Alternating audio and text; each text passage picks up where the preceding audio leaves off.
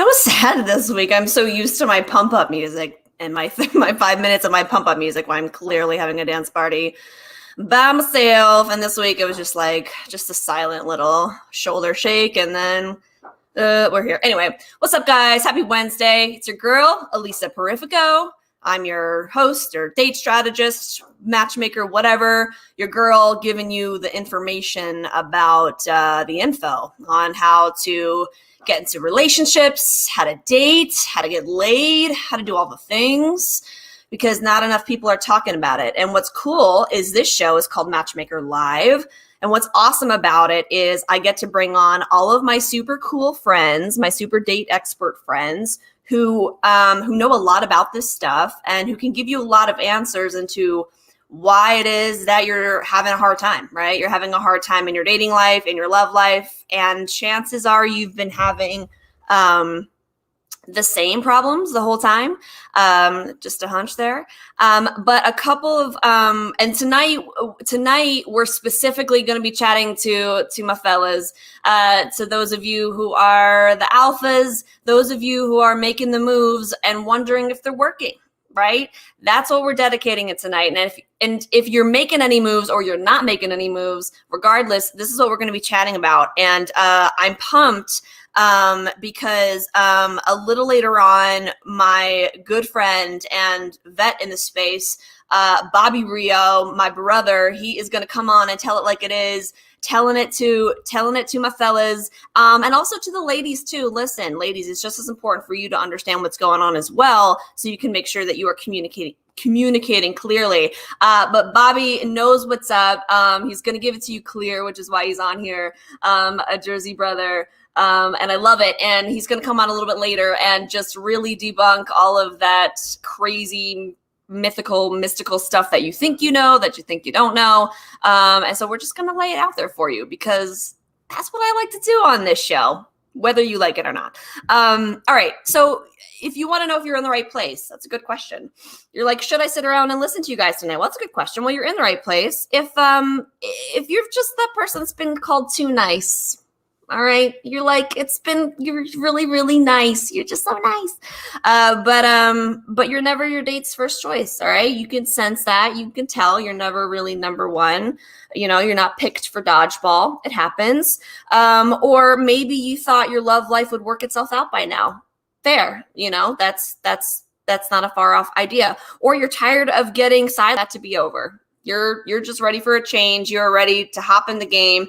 You're ready to stop being, stop being on the sideline, right? Like you're 30, 40, 50 years old. This is one life. You're living one life. And if you don't jump in your own game, other people are playing it. So before we dive in and, or before I bring Bobby on to rock out, and I want him to do most of the talking, by the way. But I do want us to think about a couple things for those of you here right now, at least. I always like to open up the show with this. What is the current struggle in your dating life at the moment? Right. And I always like to open the show with this question, and I'm not sure I'm ever going to change this question until I'm inspired to do so. But this is so important, you guys. What do you think is your current struggle right now? What is it? Identify it. Do you know what it is? Do you have one? Are you attempting to do anything at all? Are you online? Are you talking to people in person? Are you leaning back on old habits? Are you, texting exes? What are you doing? What's your struggle? And have you identified it? Right. That's twofold there. And so I think with the biggest feedback we get from you guys, and a lot of what you guys were telling me was, it's really about the brush off.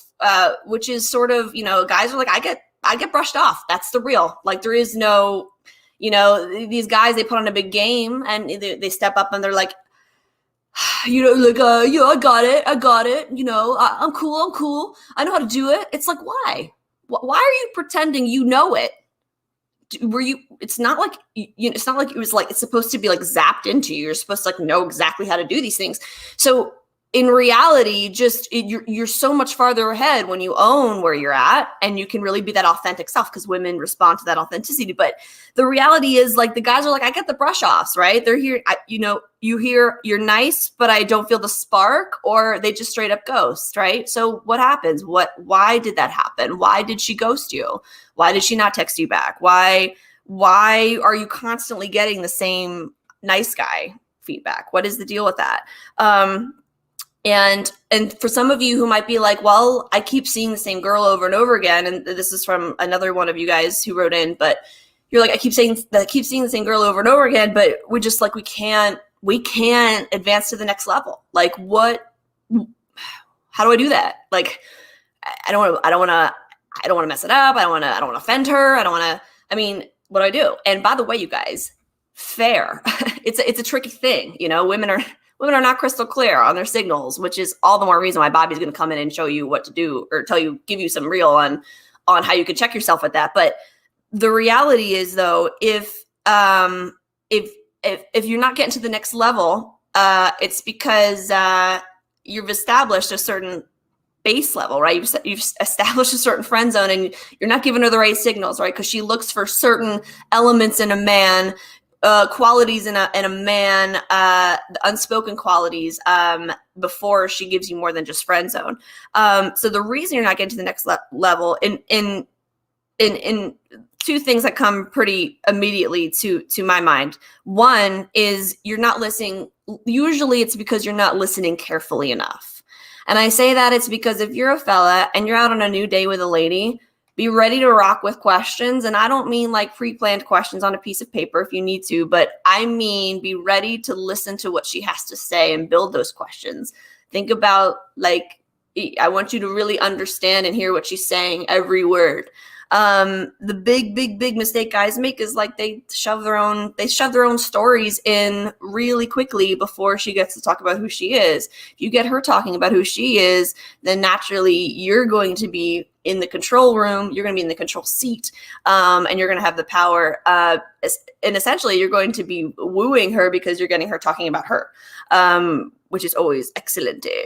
Okay, so number one, either you're not listening carefully enough at all, or and this is a pretty common one nowadays, you're letting her take the lead inadvertently. Like, you're letting her be the female alpha, which I don't care how alpha this lady is. I don't care how Miss Independent you think she is.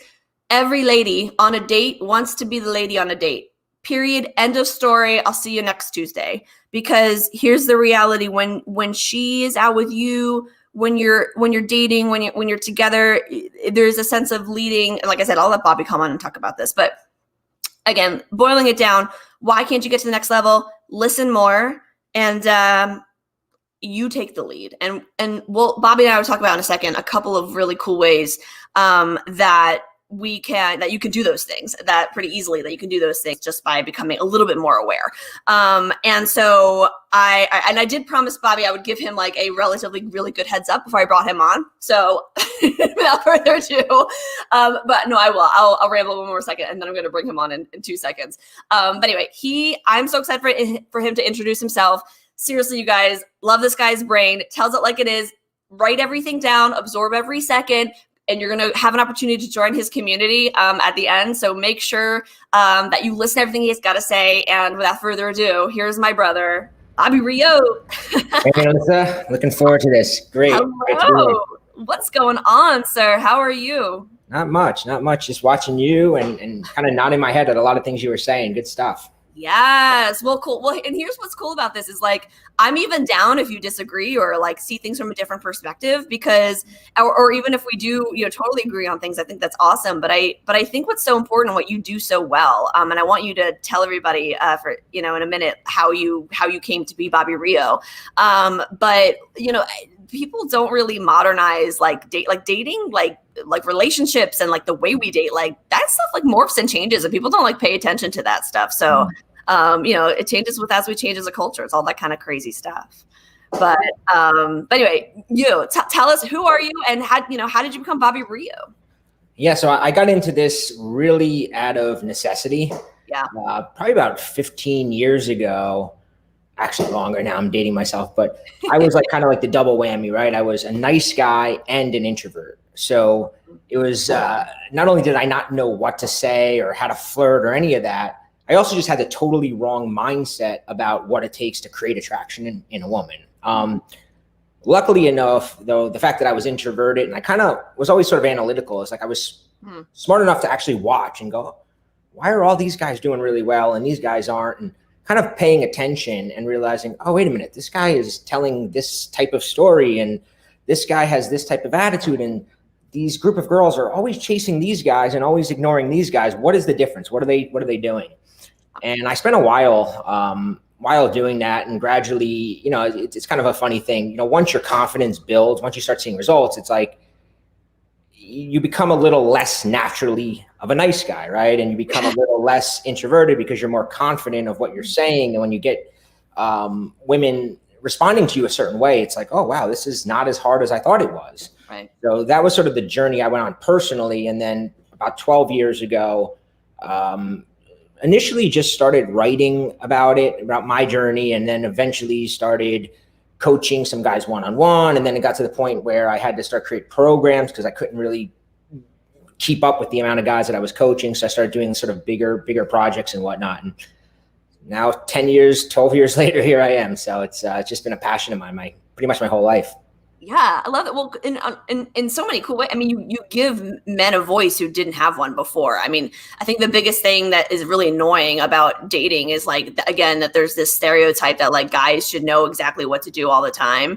And the idea that they should know what to do at all in general, like without any research is baloney. And that even that thought is usually like a surprise to guys who haven't thought about it before.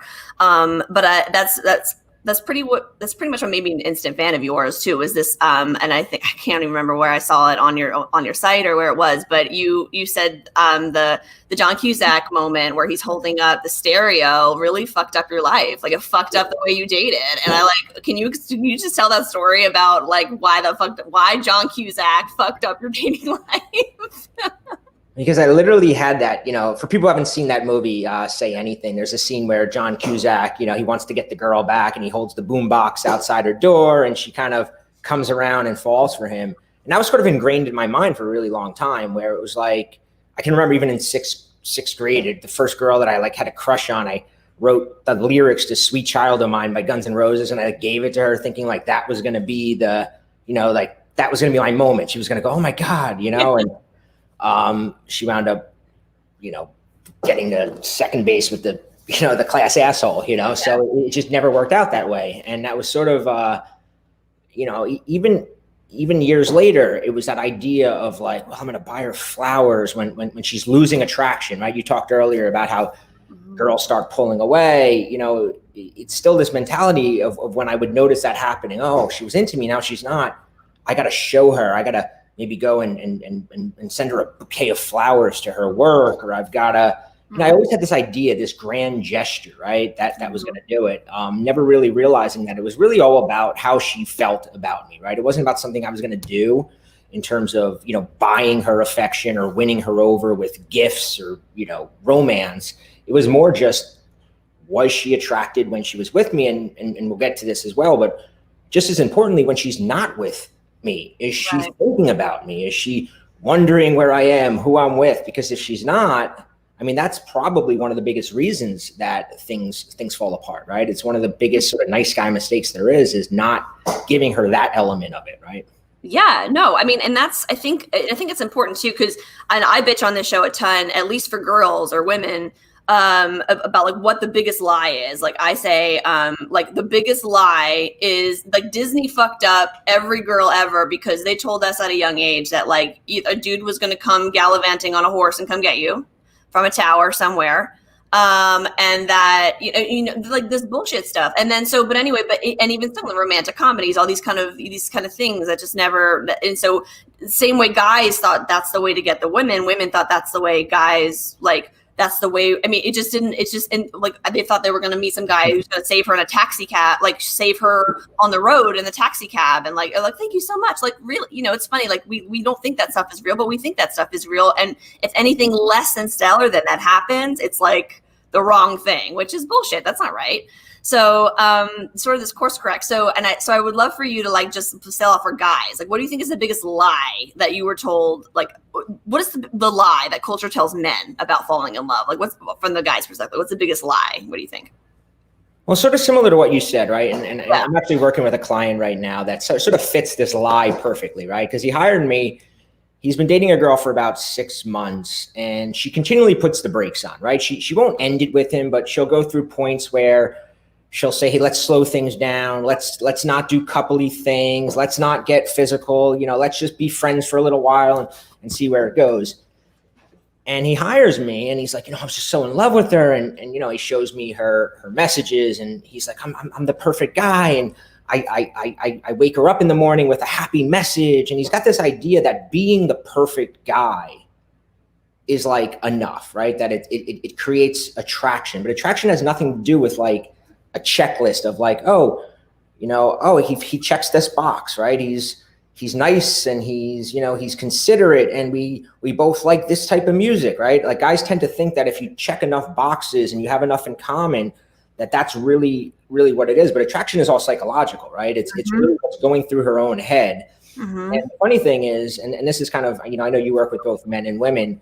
It's interesting because like it's the same side, right? Women will always go, they have sort of the same complaints, and guys always think it's the woman that is, the pulling away, the one, and the woman always thinks this. But what they both don't realize is like, wait a minute, like I'm attracted to a woman who plays a little hard to get. When a woman starts pulling away, it makes me want her more. When she doesn't answer my text one night, I'm sitting there going, like when I start getting scared, I'm actually building her up in my mind. She's becoming more attracted the longer I'm waiting and going, why isn't she texting me back? Yeah. We don't, but for some reason we don't, it's like so hard for a guy. When I tell a guy like, listen, you don't have to, just because she texts you right now, you don't have to immediately respond. He's like, oh, but if I don't, she's gonna, she might think I'm not interested. I go, well, when she doesn't respond to you, what do you do? He goes, well, I just sit there looking at my phone every 5 minutes. I'm like, well, give her that gift. She wants that, that's right. She needs that. I'm not saying all the time, but that anticipation, right? They need that. And I think that, the myth really is that, or the fault, I guess, is a lot of guys take away that anticipation, right? Yeah. They give her nothing to think about. They give her nothing to anticipate. And eventually she goes, I don't really miss this guy when he's not around. And that's, like my client, he gets the, I don't know if I'm feeling it speech, or maybe, let's take a break. And really what's going on is she could have a great time with him and have a lot in common, but then she goes home and she's like, yeah, there's not that spark, right? Right. Yeah. Well, and I think what's really cool is you were really giving guys the gift of follow through. You're giving guys the gift of thought follow through. It's almost like, you're literally like, hey, they're like, oh, but I'm nice and I'm cool. And you're like, but does that make sense? Like, did she mention any of those things? Like, you take it a step further and help them connect the dots where they didn't before. Because I think for so many men, because of the John Cusack moment and because of Disney, look at dating so one-dimensionally. They don't know how to step into that they don't have to double click into that second place where that thoughtness, that consideration, that empathetic place where women intuitively and naturally go, which really is the stuff that makes, difference between men and women. It's like, we laugh about it, but it really is, men are from Mars, women are from Venus, in the sense that the women's intuition, that second layer is not stuff that a lot of men naturally have, but they do have it. They just don't know how to recognize it. So when you give them tools like that, it really makes it easy. But I will say though, in their defense, like dating, I mean, and you've been mentoring men for over a decade now, and so you've really seen the dating scene like evolve over the years. Why does it feel like, and I say the key word feel here, why does it feel even harder for now, or even harder for guys right now to date than ever before? Like why is this way, do you think? Well, I mean, as we record this, it happens to be even harder because of all the restrictions and quarantines and stuff like that. So, but even putting that aside and just talking about, modern last few years, why it's gotten harder, why it feels harder. At least with the guys that I work with, it's kind of a paradox because on one hand, it's really never been easier. It's sort of like they always talk about income inequality. Well, I think in a lot of ways there's like dating inequality in terms of guys that are like, there's no women available, or they believe that because dating apps, right, or Instagram or Facebook, they think that these women have a million options, which a lot of times they do, right? A lot of times women do have but they never stop and go, wait a minute, I have all these same options, right? I can get on these sites, I can learn them. Instead of going on Tinder for 10 minutes and going, I didn't get any matches, Tinder sucks. They can go, what do I have to do to get better at that? Or what do I, how do I actually improve my online game? Because the other thing that's kind of changed is that in the past, 10 years ago maybe, it was either like online, like, oh, I'm on online dating, or I meet people in the real world, right? Right. But right now it's really kind of blurred, because even if you meet somebody in the real world, the majority of your conversation with them occurs through text, through Snapchats, through Instagram messages. So you really have to kind of blend these things together. So to answer your question of why does it feel harder, I think it feels harder because guys just have this really ingrained notion now that they believe that a woman always has 50 other guys in her phone.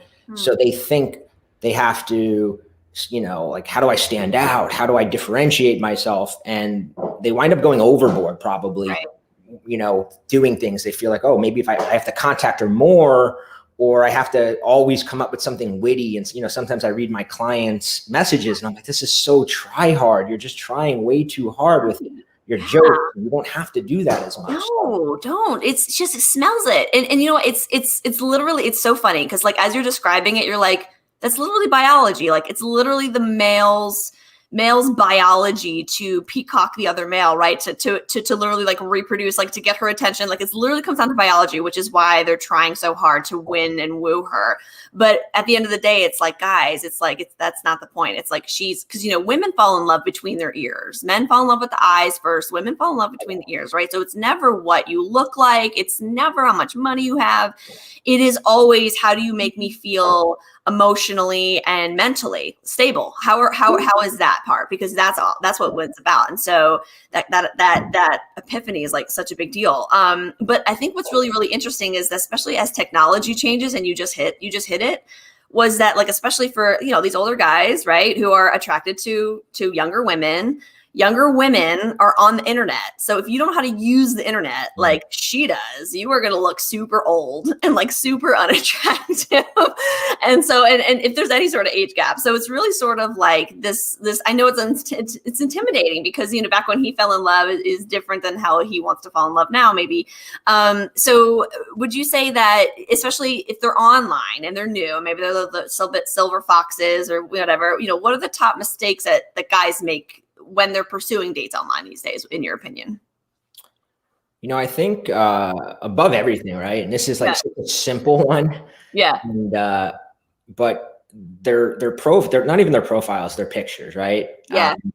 And I you mentioned older guys, and I work with a lot of guys in their 40s, 50s, 60s. Yeah. And there's two groups, right? There's the guys in their 40s, 50s, and 60s that are just loving life. I mean, they're doing better than they were in their 20s. I'm jealous of like the life that they're. And then there's the other group that they're just, really struggling. Yeah. And what I try to explain, and this is true for all guys, but it's really true for, older guys. We mentioned older guys. So, but is like when you create a profile, whether it's Tinder, whatever it is, Instagram, you're really creating sort of a movie trailer version of yourself, right? That's going to like give somebody where if a girl comes to your profile and she looks at your pictures and she's kind of scrolling through, she wants to get an idea of who you are. You've got to like tell her that. You got to, your pictures really have to convey that, but they also have to convey an idealized version of yourself, because you're competing against, hundreds of other people. So not hundreds, thousands, Yeah. So, a lot of guys, I'll look at their thing and it'll just be like them in, like a picture of them just sitting here in their, chair with a background. And then another picture, some of the older guys will have like the glamour shots, like you tell it's like a professional photo, and it just looks so socially unintelligent. And selfies still. Yeah, there's just that's probably, I mean, if they just learned, I always tell guys too, it's like, well, who are you trying to attract, right? Who's the type of woman you want to attract, and what is she going to be attracted to, right? So how can you accentuate what you are? So if you're there's always sort of sexy stereotypes, right? Like whatever it is, there's the staying with the older guy, just for an instance, right? Yeah. There's like the aging artist, right? There's the professor type. There's the the successful businessman. Yeah. The guru, right? Like the spiritual guru. All these older guys are a sexy stereotype. There's always going to be younger women or women in general that are naturally attracted to those type. Yeah. So which one do you fit best into, and how can you project that across your online profiles so that you're not fighting an uphill battle? Girls gonna come here and she sees you, and maybe you have pictures of you at, in your work setting, right? If you're a business guy in your suit, like at a thing, like whatever, on a vacation, that she can imagine herself jet setting with this business guy. Or if you're not that type, if you're the spiritual guy, maybe it's you projecting that element of yourself. But you've got to give her something where she can imagine herself being a part of your life, right? And the more that you give her, the easier that is for her. Yeah, love that. And again, really with the thoughtful, really just giving avenues and tools to be thoughtful and think about, really, you're just helping guys think the way she thinks, which is really the key to the kingdom. I love that. What's weird about dating these days, and again, I give people, I understand it because it's confusing and it's different than it's ever been. But how is what you just described different than the mistakes that guys make when they're dating in general, right? Because if you're in real life crowd, like if you're approaching her, or you're getting set up with a friend right away, or something like that. So like, what are the mistakes if they're just like, they're not doing the digital thing, they're not in the online thing, but they're approaching her in the old fashioned way? Yeah, in some ways it's like similar, but it's not, right? I mean, obviously, like you don't have pictures, you have your look, I guess, but getting away from that and sort of talking about different things. Sort of, I guess, something you said earlier, right? It's like I was watching this was, I guess before there was lockdowns. I went out to one of my single friends asked me to come along with him because another friend was going to set him up, and he's like, "Oh, come! I need like a guy, somebody from his work, right? Two girls from his work were setting him up with like another friend." Yeah. And he gets there, and I just was watching. This guy's, I hate saying it, but he's never been very successful, with women. And I was just kind of watching him, and it was almost like he was scared. Like he would go over, talk to her, but like never really. He was just like asking her questions, but not. Just like, hey, like just very friendly, right? And it's like, it's okay to be friendly, but at some point there's got to be an element of flirtation to it, right? There's got to be something that you say. It could be something as simple as teasing her a little bit, something where she's like, okay, this is not just a standard friendly conversation. And I think in that sense, like a lot of guys just don't know how to flirt, right? Either they don't know how to flirt, or a lot of times what happens, I think, is that guys, like in my friend's situation, right? I know what his mindset was. Like he just got there and he's like, well, I have all night to talk to her. But what happens is the longer you're talking to a woman without actually introducing any flirting, the harder it's going to get. Because if you've talked to her for like 20 minutes, 30 minutes, an hour's gone by and you've just had this sort of generic conversation, it's a lot harder at that point to then all of a sudden go, like tease her about something or say something that has, some kind of flirtatious undertone, because you haven't established that. So I think one of the things you want to do is the minute, you're in it, just get in a habit of bantering a little bit with women, right? Even if you don't have an interest, just get better at that, because you're going to need to do that on a date, or when you're, like I said, when my friend's being introduced to somebody, because she doesn't really know what his thoughts are, right? Like she doesn't know, oh, does he like me? Like, she's kind of wondering what he thinks. And if he's coming across like, hey, like, so, how far do you live from here? Oh, do you go out? And he's just asking her questions and then going and talk. Like, she doesn't know what he wants, she doesn't, and she's not going to feel anything for him. Right. Yeah. No, and why do you think, and this is actually my next question for you. Why is that? Like, why is it that guys, and I think you brought a really good point, like, because some could argue, like if you see a woman or whoever that you think you want to attract, like the first thing out of your mouth should be a flirtatious something to set the tone, to let them know that you're interested in them and in a heightened sense. But then there's also a sense that, and I agree with this too, where it's like, you could have a really, you can do a neutral undertone to check her temperature and then do a flirtatious bump. But like, why is it like that they can't pick it up? Like, what is it in your opinion? Like, what is the most effective way to go about it? I think is probably my better question for you. Okay. Well, to answer your question, right? Like, and just so I'm clear too, like, I'm not like, when I say being like flirtatious too, right? Yeah. I don't think directly go up and start hitting on using pickup lines. I just mean in some element of the conversation, yeah, it has to be like something you say that is a little cheeky, a little like where it's like, oh, wow, like where it creates a little bit of the vibe, right? Right. But I'm not saying like going up and saying like being direct about what you want, because also going back, and this goes to the idea of questions, right? Like, yeah. You talked about asking women questions, and I agree, but it's like the guy who's asking questions, it should be sort of like, I call it sort of like a non-judgmental, challenging qualification. Like you're asking her things, but it's not just to go nod your head and go, I like that too. Or like, it's really just to like give the impression like she's slowly winning you over, right? Because if if she's talking, she doesn't want to feel like you're just like walked in there and go, oh, she's pretty, I like her, I'm ready to marry her. She wants to feel like, oh, like what I'm saying is winning him over. So if you're asking her things and kind of, if she tells you like, I went to school to be a nurse. Oh, what made you want to do that? Well, I like taking care of people. Well, there's a lot of jobs you could have taken care of people. What is it that drew you to that, right? So now you're like forcing her to even go a little deeper. Yes. And say, well, what maybe instead of like, and I think a lot of guys have just this tendency. Oh, you're a nurse. Oh, that's cool. My cousin's a nurse too. Oh, like instead of really finding out, and then because you want her to actually go, oh, this guy gets me. Oh, like she's winning you over, right? And the more she's talking, like you said earlier, the more she's winning you over. But to go back to your say, I think guys just they don't know how to do that and then mix in like a little flirtatious, like, oh, a nurse, I would have taken you as a, you've got like a little whatever. Yeah, you've got the bossy look to you. I can see you just like yelling at, like, just something that teases the girl. Yeah. And yeah, I would feel like there's in a conversation, there's like imagine there's a spotlight, right? And if you're asking her all about herself, it's shining on her.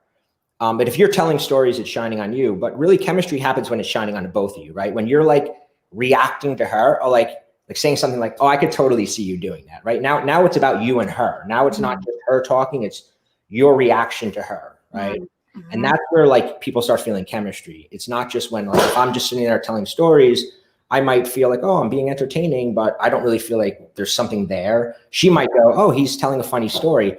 But when you bring it to like the two of you back and forth type thing, that's really when like it's like, oh wait, there's something here. There's some chemistry going on. Yeah, well, and it's also too, it's and again, in a deeper way, you are setting the alpha tone in that you are showing that we can be like you're showing these sort of tones that you can take charge and you can do that, and you can, and honestly, you can listen. Like that is the sexiest thing a guy can do, is listen, and not just listen to like check it off, but like listen and apply, because it shows us you have depth. And when you have depth, like you win. Like women like guys who have depth. They like guys who can because it shows that they can be protected in this current climate. Like we are not cavemen anymore. So we don't need guys to literally like, we don't need men to like go run out there and kill bears and like come back and like set fires. Like it's nice when he can cook and grill, like don't get me wrong, but like in 2020, your guy needs to be a thinker. Like he needs to be really intuitive, and he needs to put two and two together. And that's why women nowadays,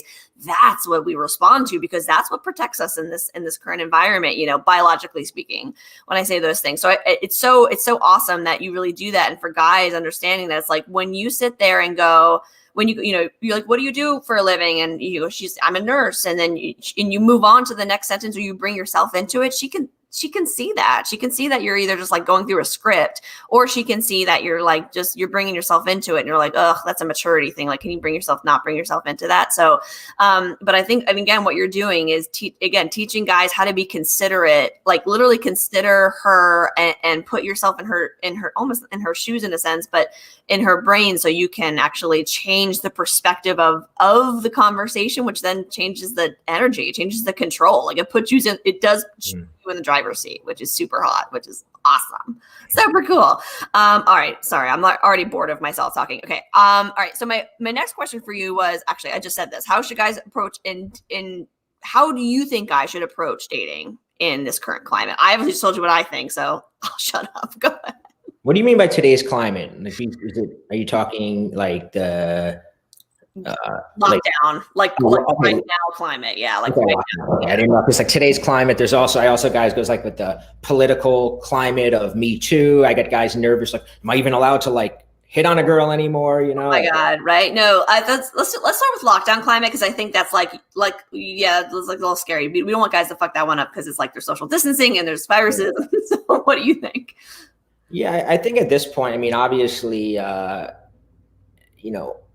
we talked about online, right? And yeah. I think you have to be, because it's really a complicated, I mean, every state, it's like everything's different. Every client I'm talking to, like the first thing I ask them is like, well, what are your options right now, right? Like, because are you in a place that you can go out? Like, if, one of the common things I always tell guys, right, when they're looking to, meet women, and especially guys that don't like online, is I'm like, well, you got to like ingrain yourself in a continuing social scene, right? So find something you're interested in, and like sort of like what we said with online, right? What is the thing? Well, in the real life, like, what are you interested in?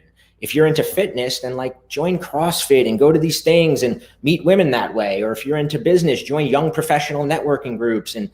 But nowadays you can't do that. So nowadays it really is, a lot of it has to do with just maximizing online stuff. And you're going to get, I hear both sides of it, right? Again, I have some guys that are like, every night they're going out, they're like, I know women I don't get any resistance to them meeting up. And other guys are like, she only wants to go to a park and we have to wear masks, so I don't even know what she really looks like. Like, so it goes both ways. So yeah. And so I think what's really, what's weird, it's like, and I don't know what you think, but I tell guys, it's like, don't be afraid. Don't be afraid to ask her to hop on Zoom to like say what's up, because that way you can control the environment. You can see what she looks like. You can establish your own, like you can be chill. And that way, when you go, if you're, especially if she asks you about a mask and, she wants to do a mask and she wants to do all that, obviously, then it's like, then ask the dude Zoom first if you want to like just check that out. Yeah. And then that way you can, then if you go in the mask, you know what she looks like, because you've already done the video chat. But anyway, that was my thought on that. But if guys don't do something, like they don't do something like about it, because I think a lot of people in this country, they think it's like, well, if I just sit around, it'll change for me. If it's like, yeah. No, it's not. It's actually not. So like, what if the guys don't make it? If they don't make a change, like what's going to happen to them? Like what happens in your opinion? I mean, you just watch. You get to a point where more time goes by, right? Now, if you're in your 20s and you don't work on it, now you're in your 30s, right? And you haven't changed, and it gets progressively harder for two reasons, right? One is that your social circle naturally diminishes as you age. So when you're in your 20s and maybe even your 30s, it's very easy to sort of stumble into a relationship, because you got friends of friends and coworkers, but as you get into your late 30s, your 40s, that kind of goes away, right? Until you get into the divorce crowds, that start popping back in. But for a while, it does go away, because most people in that age group are not single. Your friends are married, they're hanging out with their kids, so it's like you kind of lose that. So on one hand, it is harder because of that. It's also harder because, and I see this all the time, it's like the longer you've been single and struggling, the less confidence you have, right? And the less your belief really becomes like, even when you hear you and I talk like this, the belief really is, yeah, but that's not for me, or that's not true, right? Mm-hmm. For myself, luckily I was able in my very, my 20s, I worked on this. Where I was still kind of able to go, okay, like, but had I been now, had I gone my entire life with the belief that, yeah, some guys are just naturally good at this and some guys aren't, and I'm just not naturally good at it, I'd be fighting a lot of barriers in my own mind to getting better, right? So I think that it's important to take care of it sooner rather than later, because the longer it goes on, the more and more of a barrier you're building to overcome your own. It's all internal, right? There's nothing like you can be 60 years old and go, I'm going to fix this and fix it, right? And get better. Yeah. But you're fighting your own internal thing. No, it's like the belief of, well, I'm 60, I can't. Listen, I can tell any guy that's in their 60s. I have plenty of guys that I work with that are in their 60s that are literally loving life right now. So it's never too old to change. Yeah, 100%. I mean, and women, we love mature guys. We love all, we know all that. But I think because there's guys that kind of fall into two camps. There's those who aren't trying at all, and it's like, ugh, don't even have time to listen to those. But then there's guys who are out there trying and they're failing beautifully and wonderfully, and like doing the good fight. So how can they? What are some tips that you have for guys? How do they know what they're saying and what they're doing is right? Like, how can they check themselves? Do you have any tips, any things that they can do to like kind of bring themselves and like really look at themselves in an objective way, the way that you're describing? Yeah, I mean, one of the, a couple things, right? And I'll give them some tips to check themselves, but also to do sort of a temperature check with a woman, because a lot of times, I know I've been there where you're talking to somebody and she's not really like, you're not really sure, like, is she into me or is she just being nice, right? So there's things I can give them that way too, which allows you to feel a little bit more comfortable going, hey, can I get your number? Let's hang out again. Or, hey, you want to like, so, I mean, from your own point of view, one of the things that you always like want to ask yourself is, am I talking right now to try to impress her, right? Am I going into this to impress her? Or am I going in to express my personality? If you're expressing your personality, you're on the right track. If what you're doing is doing it because it's going to impress her, you're going to be off, right? And a lot of guys that don't really do well, they have a list of things in their head that they think is oppressive about them, right? Maybe they traveled a lot. Maybe they have a nice car. Maybe there's just things in their head that they think that makes me attractive.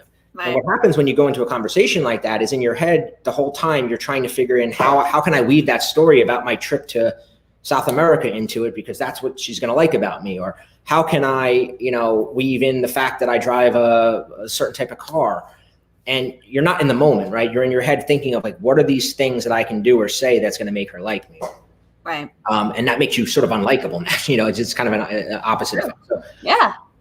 Whereas, I always say like anecdotes, like telling, with the exception of listening, right? We've talked about that, so I don't want to dwell on that. But if you're talking, a lot of guys don't realize is like, if you're just telling an anecdote about your day, if you give her the ability to like get inside your head a little bit, right? Like you're telling, oh man, like when I was waiting here to get on this call with you, I'm just like, oh, I hope I don't mess this up. Like, and I'm explaining the thought process of what I was doing. It's like, it kind of lets you both put your guard down a little bit. She's like, oh, like he's being real around me. I can be real around him, right? And that's really what you need. You need you both to be real. So a little bit of, I call it like cool vulnerability sometimes. Like you can display like a cool vulnerability, right? Like admitting that, you like a cheesy pop song or, like just things that are like, okay, I can do that, right? But even anecdotes in general, like just telling any kind of a thing where you're giving her a glimpse inside like your head, inside your life, as opposed to just going, oh yeah, this one time I went, mountain climbing with my friends and it was such a good trip. Like she doesn't feel like she knows you from that. She's going to feel like she knows you a lot more if you sit there telling her the story about how you were up in an airplane and you were about to chicken out and and your friend had and what was going through your head. I hope if I jump, that's going to feel that like she's going to feel like she knows you a lot more. So, a simple way to look at it is always just go like, am I expressing who I am in this moment? Or am I trying to impress her? Right. That's one thing I would keep in mind. Another thing to keep in mind really is like, am I in interview mode? Right. That's like the simplest, because, we do talk about questions, and I always warn guys. And I know you kind of brought this up too, is like, you do have to avoid interview mode. Right. And it's really easy to fall into it, because a lot of times what guys don't realize is that women aren't really that great talkers all the time either, right? We always like take the blame, but a lot of times women will go into it and she'll start doing it to you. And we think, oh, she's asking me questions. That's just like, but again, going back to what you said about taking the lead, it's your job to go. Like I can remember, an example I had given, where I was out and I had started talking to a woman in a bar once. Mm-hmm. And she was divorced, right? So I could tell she was like new. She was back in she was like rusty, right? Yeah. And she's talking to me and she's just going like, oh, what first the common questions. Yeah. What do you do? What do you do for a living? Oh, I'm this. So where did you go to college? And I'm like, who the fuck cares where I went to college? Yeah. So I go, hold on. Before I get to that, I have to ask you this question because my friend and I were just having a debate. Do drunk I love yous count? Like if you say I love you to somebody for the first time when you're drunk, like does it count? And she goes, oh. And she starts thinking about it and she goes, yeah, I guess so. And then I go, what about if you say it for the first time during really good sex? Like, does that count? Or is that like, do you like pretend you didn't say it? She's like, well, why do you say? I go, no, my friend had a girl say I love you when she was drunk. And she got, I think all of a sudden the whole conversation went away. And now we were just having this fun conversation about, she's like, oh my God, I had this guy once that like, she's telling me a story, like how, and then, then we get a little bit more real with each other where a minute earlier it was, so what college did you go to? I'm like, right. I'm 30 years old. I don't need, I have to. Right. But as the guy, you have to be aware enough to go, oh, we're veering into interview mode. How can I get us out of there? Right? Like I can make a comment. Can I ask her a question?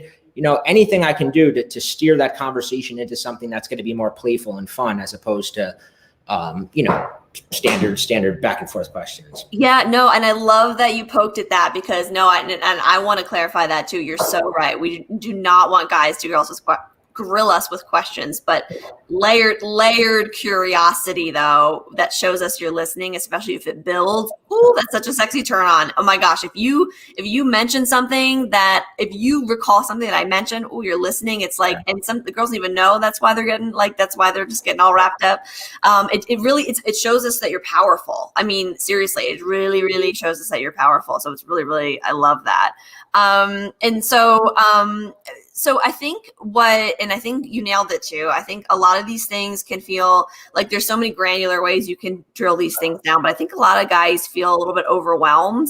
And I think, do you have any tips on like if guys, like if they want to start on their dating life and they really don't know like where to start in general? I think it's just a good question in general. Like what should they do in terms of tips? I think a lot of guys just make weird mistakes when they put themselves out there when they're not ready and they kind of crash and burn and then they introvert and recluse again.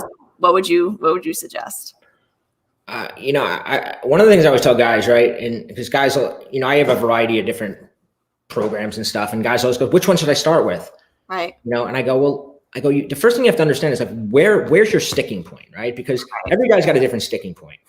Some guys, they can flirt, right? They're really good at flirting and they can talk, but they have this mental barrier to taking it to the sexual level, right? To like invite her home, or when they get home with her, they're just nervous to kiss her. Right. And if that's your sticking point, well, you have to go, right, like, how do I get over that, right? How do I, maybe they're, one thing I used to have is when I'd be out with a girl, I'd be like, had kiss anxiety because the whole time I'd be like, shit, do I kiss her at the end of the night? Like what if she gets into her car before I get up? So then like one simple thing that changed that for me was I just like would, in the minute I felt it as she was talking, sometimes I would just lean in, give her a quick kiss on the lips. And she'd go, what are you doing? Like, I just had to do that. You look really cute when you were saying that. Go back and finish talking. Nice. And get that out of the way, right? And now I'm not worried about it anymore because she'd always go, like, she'd always, they'd be a little bit like, but then you just play it off like, oh, no, keep talking, finish your story. I had to do that. But now I wasn't worried about it anymore, right? So like, that's a tip, depending on what the guy is. Some guys, it's flirting, right? So what I always tell them is like, learn a few banter lines, right? Like, whatever it is, like, where you just practice delivering a little bit of a banter line to a woman. Some guys, it's confidence. And in that case, it's really just getting themselves out there. Those guys, I would say, get in an environment where you have, built-in confidence and then expand from there, right? Because if you're a really unconfident guy and I know you're in New York, and you go to like a Manhattan nightclub as an unconfident guy, you're just not going to do well because it's just not going to be your scene, right? In that case, I would say figure out an environment where you have a little status and build your skills there. I like that.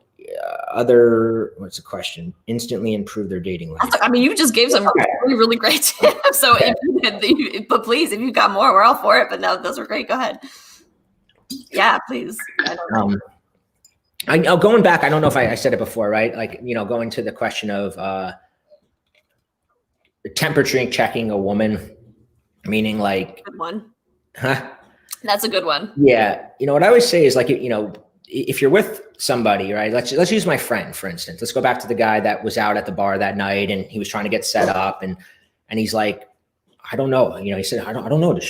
I can't tell if she likes me. It's like, well, you're not going to ask her, right? And you're not like, so how do you do it? And I go, simple. One of the simplest thing I do is I do like little micro checks, right? So one of the first things I would do if I was out at a bar talking to a girl and I wasn't really sure how she felt, I would just, especially if we were with a group of people, like in that situation, is I would just say, I would see if she would move somewhere with me, meaning like, hey, I'm gonna go get a drink from the other bar. The bartender over there makes amazing, an amazing Manhattan. Come take a walk with me. Let's talk. Yeah. And if she goes with you, it's not like, oh my God, she likes you, but it's like, okay, you're still in the ball game. Right. On the other hand, if she's like, I'm going to stay here with my friends, well, then you're probably either you got a little more work to do or you're out of it, right? So it's like these little things. Guys always want it all or nothing. I'm like, you don't have to. It's just something simple. Will she take a walk outside with you to get some fresh air? If she will, it doesn't mean you can jump her bones, but it means you're on the right track, right? Then like the next element might be, okay, now you're doing that. And now let's say the guy's still in the bar with her and now it's, crowded, the end of the night's coming. He's still not sure, right? So let's get back to our friends. Well, when you guide her through the bar, grab her hand a little bit and see if you can like lead her. And if she freaks out when you go to touch her hand, like, hold her hand for a second, not like hold it like a romantic hold it, but just kind of like, hey, come with me. Yeah. Does she pull her hand away?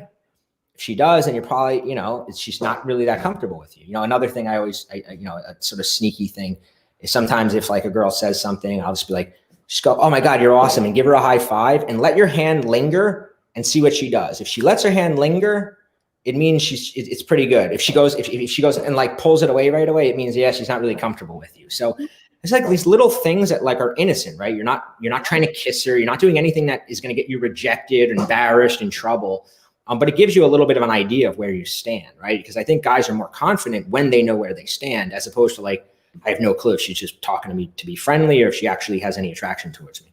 I love that. Oh, I love it. Just, it's so crystal clear. I love the way you put things.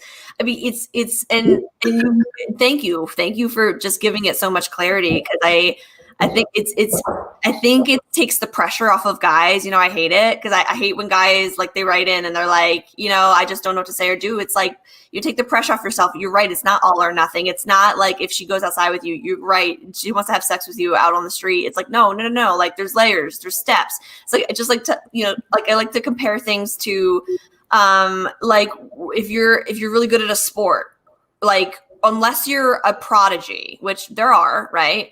Like you had to practice, you had to train, instrument, I don't care, math, language, you learned it, you had to practice in some, like, so there is, unless you're a prodigy, there's layers to things you got to add, you got to listen, you got to obtain information. The same as with women and men and vice versa. So I love that you said that.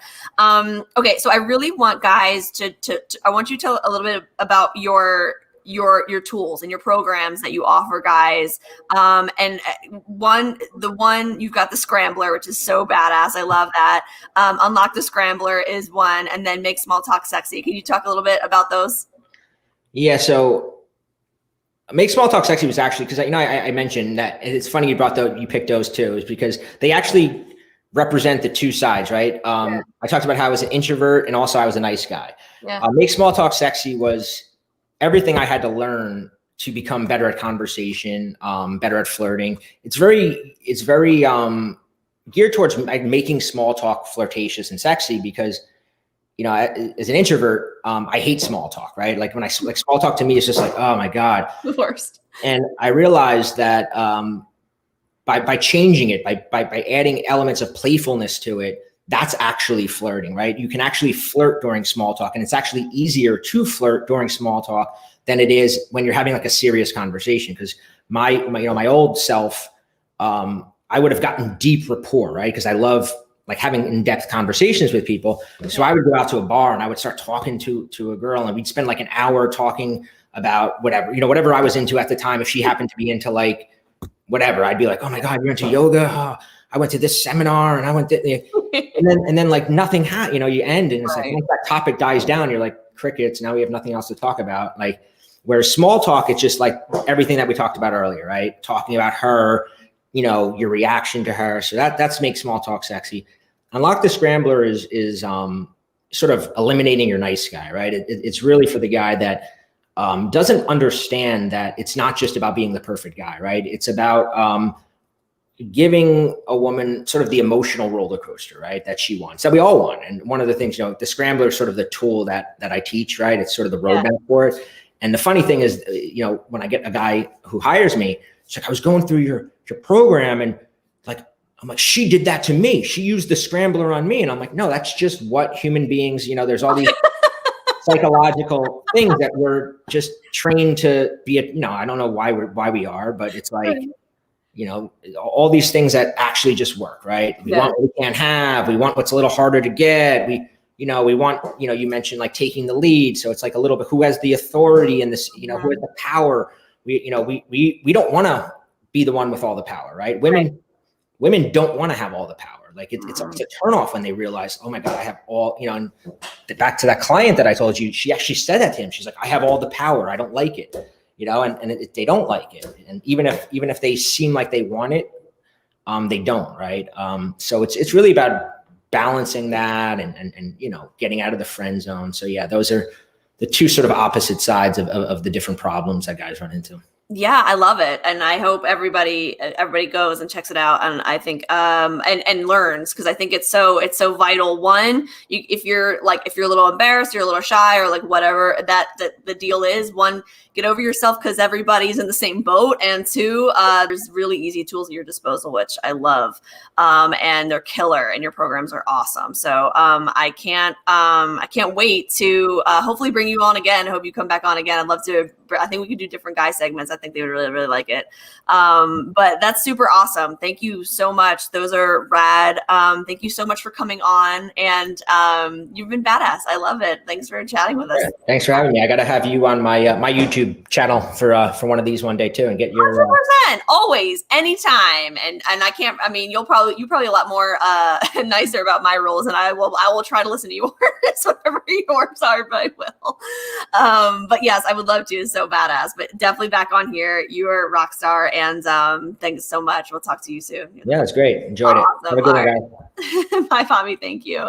Love him. He's so awesome. And again, I think what Bobby shows a lot, you guys, is the ability to listen, the ability to not insert yourself in a situation because you think it's easing the tension. That if you push through the pain of listening and being quiet and actually absorbing the information, then you actually will reap the rewards that others cannot do. So push yourself to level up.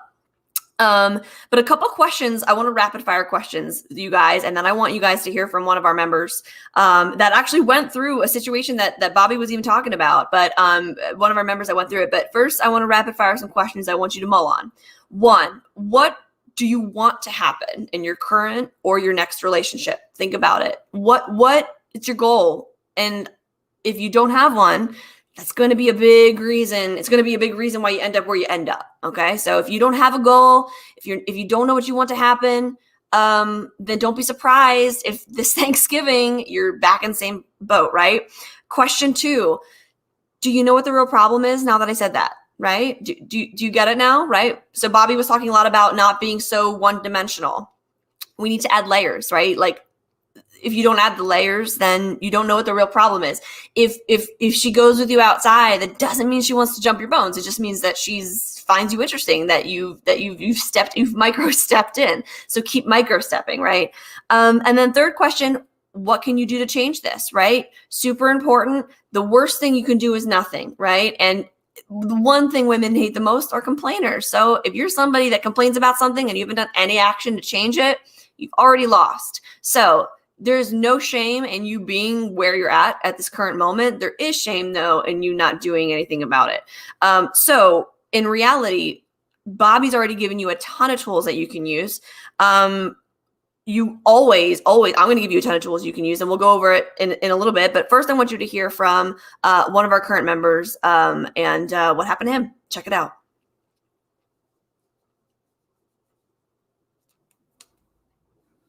Yo, what's up? How are you? Overall, what the situation is, we've been on 4 dates, and there is a little bit of anxiety in my head of like, oh my God, this girl really likes me, and she's like the girl of my dreams. The first time I saw her, it was kind of like time stopped.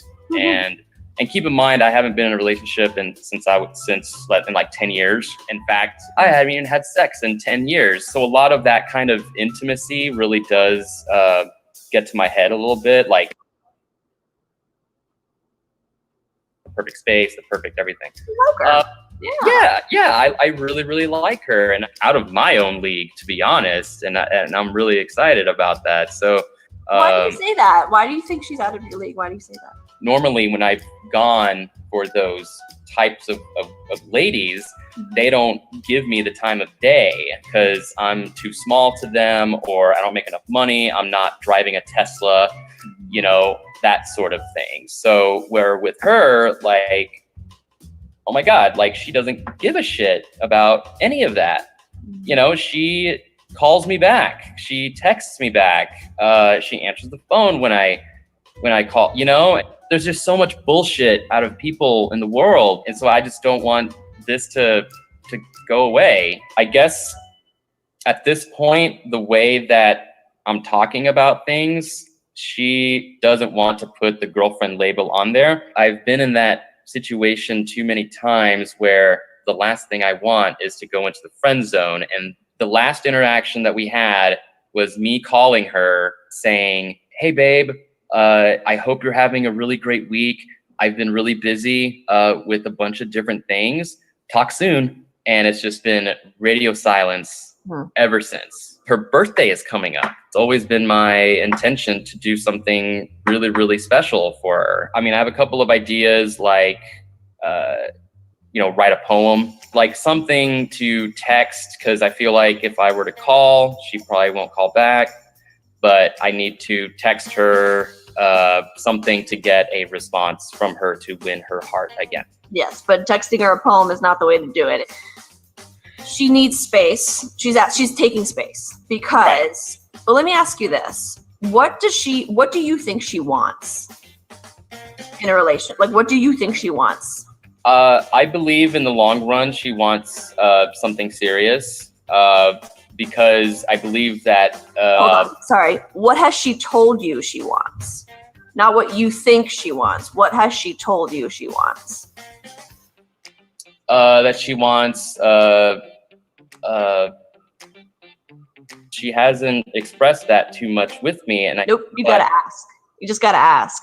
So here's the tricky part about all this is that it's so interesting. In love and relationships, it's like we've been taught to not be very clear about what we want, or what we want, or what we know we don't want, or if we know if we want it or not.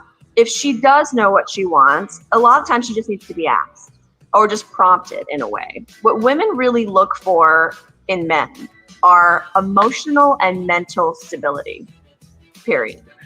And those things are not conditional of finances. Those things are not conditional of looks. And so that's why it doesn't matter. Like, if you can help her emotionally feel secure and mentally secure in no sense, then she's going to be yours forever. Because you're nervous about losing her, which I get. You like her. You put this unnecessary pressure on yourself to know that you're supposed to be doing everything right. Like, you put this unnecessary pressure on yourself to know, like when you brought her over and you should have been in the bedroom versus the living room. Like, by the way, it doesn't matter what room you were in at all, because really what she's seeking is you almost like you need to put the focus on her. Almost like, instead of you absorbing the pressure, like, how do I entertain her? How do I ask her the right questions? Oh shoot, I told her that I remember everything. Don't you don't have to sell yourself. Like, you don't even have to, because the thing that sells you is the fact that you listen and the fact that you pay attention and the fact that you are giving her a different energy than a lot of other guys do, because most men don't listen. Someone like her, who's worked really hard in her life, and she hustles, as you know. These things are, how do you fit in that mold in terms of those things that she can easily go provide for herself? Asking her what she wants, or prompting her for her to tell you what she wants, as opposed to you trying to figure out what she wants based on what you've learned about, because you don't know her that well yet. You don't, and no, that's where it's a little, you know what I mean? I feel like asking her what she wants would bring too much pressure, but right now, the boat, you should have done it already. So the problem is now she's likely now she feels suffocated, and you should prepare yourself. She may or may not come back. Like, she might have just X'd you. Like, she might have,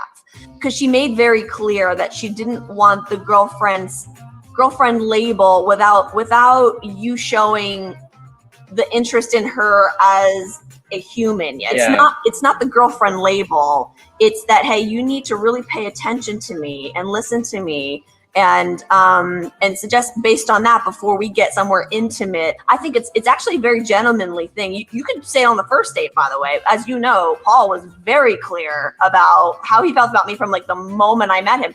And I was with somebody else, and Paul comes up to me and he's like, you need to dump your boyfriend, move to Los Angeles, and date me. And I was like, you're actually an insane person. But what was funny about this was the reason he said those things to me was because he was hearing me talk about these things that I wanted and how miserable I was in my current relationship. And he was like, I mean, he was making fun about me dating him, obviously, but really he was saying, hey, I'm hearing you being really miserable. So why don't you go do this thing? And to me, what attracted me, I was like, wow, he really listened to me, what I'm saying. And that is the most attractive thing to a woman, is when you can hear this intimacy. So the most important thing about this is, if you're going to reach out to her on her birthday, you better say something that shows her that you are thinking more about her than you are about her opinion of you. Because right now, all of your behavior is reflective of her opinion of you. You're reacting in a way that you're nervous how she's going to react to you. And that's not showing her you're paying attention to her. These are all natural feelings, by the way. Like, people make you nervous. I think your best move is, how can you play it cool? How can you play it cool to show her that you really have her best interest at heart? So anything that you've done in terms of asking her for a response, or, hey, you said this, you said that, can't do any of that. She's going to eject. If she hasn't already, your best move is to be the strong dude and say, you know what? All right, you're gone, cool. But just know that, hey, this is what I want. This is what I think about you, and this is what I've seen. And I think it's great. And I can't wait to know you more. And you keep it there, and then really let her come to you in that sense. And that's the mental and emotional stability. That's great. Cause I'm trying to be creative, and it's like texting just sucks. We'll get the plan right, but then also that you have your head right too with how you approach her, because her behavior is very predictable in the way that she's pulling, and it's only because the one problem isn't being solved. And once that's solved, you won't have to do that pulling, because you guys will be on the same page. In the very brief time that I've known her, she's incredibly special, and she's smart, and I know in the long run she's someone who could just balance me out. But it can't all entirely be about me. It also has to be about her and how I make her feel and all that good stuff too. So I'm really, really excited. I think it's going to work. Yeah. Yes. Cool. Yes. There we go. I love it. No, he's so great. But what he's saying is true, and what's going on is real. We don't ask enough questions, and women love when you're curious, and so it really, we thrive on language. So these things are good things to know. Okay, you guys. So I want to change it up for a second, and then you go do your thing and zen out. But a couple questions. Poll. When is it? Poll's coming up. When is it acceptable to make a big, intimate move with your new love interest? And I just want to know your opinion on it. Because everybody's in a different camp. Is A, whenever it strikes you. B, you need at least 5 or 6 dates. You know, you got to let the conversation and intimacy grow. Or C, do you need commitment first and then intimacy follows? And when I mean intimacy, I mean, you know, you're third basing, you're sleeping over, you're having sex, you're doing really intimate things. So that's that question. And then the last question I have for you guys, while you mull on that, is what's your next step? I always want to put this back in your camp, because you learn, you know, you're here because you're struggling with certain things and you want to move past them, and you can move past them whether you realize it or not. And so in order for you to do it, you do have to have a next step, right? There has to be something from this point forward. You can't just sit here and go, well, that sounds great. Now I'm going to go eat some nachos. Okay. Well, you better be making some steps while you eat those nachos, because in order for you to get what you want, you know, in whether it's in somebody's heart, in somebody's bed, in somebody's house, and whatever it is, you've got to do something different than what you're currently doing, because what you're currently doing isn't working, and it hasn't worked, and it's getting you the same results. So where you can go to get some of those tools that that Bobby talked about, one, if you want to come to our singles community, go to meetamatchmaker.com. That is literally our entry gate for our singles community. And we're so fun and we're so badass in there, but it's full of people just like you who, one, are normal people just trying to figure it out, trying to figure the job thing out, trying to figure the health thing out, trying to figure the love thing out. And they're in there, they're single, and they want to meet, and they're in the same situations that you are. And hey, I know there's different strokes for different folks. So when you go to meetamatchmaker.com, you're going to fill out your profile, and it's going to ask you all these questions about who you are and who you're looking for. And it's going to help you guide you in the right direction of our community. So go to meetamatchmaker.com. That's where we are. And every week we're on here, Matchmaker Live, talking to really badass date experts about all the stuff you need to know to get you in love and to get you into that happy relationship that you can be in and you should be in. All right, you guys, that's all for now. Go hang out. Go do something wonderful for yourself. I'll see you next week. Chat soon. Bye, you guys.